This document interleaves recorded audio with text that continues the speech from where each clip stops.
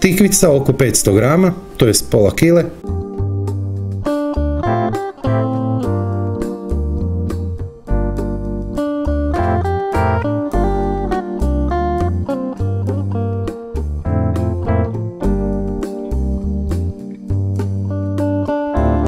Petnaest grama soli. Ostavite 10 minuta na sobnoj temperaturi. Luk srednje veličine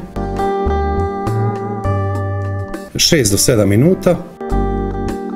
Maknuti sa strane do upotrebe. Dobro ocijedite.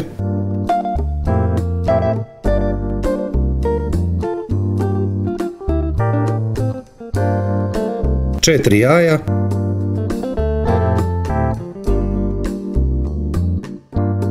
...250 grama svježeg kravljeg sira, netko kaže mladi sir, možete koristiti i rikota sir ili krem sir i slično.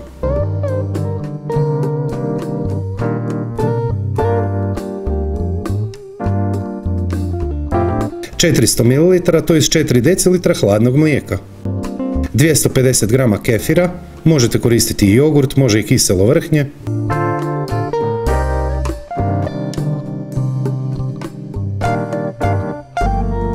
50 ml, to je pola decilitra ulja.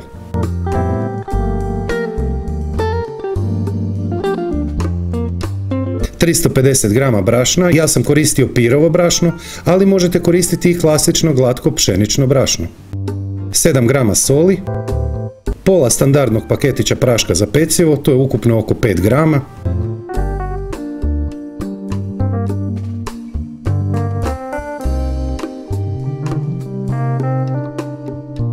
Bilo koji veći kalup premažite s malo maslaca ili ulja.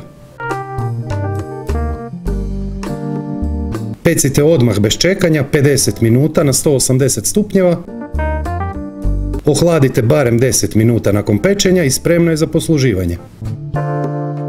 Ispod svakog mog videa je pisani recept, popis sastojaka i postupak redom korak po korak popraćen brojnim fotografijama.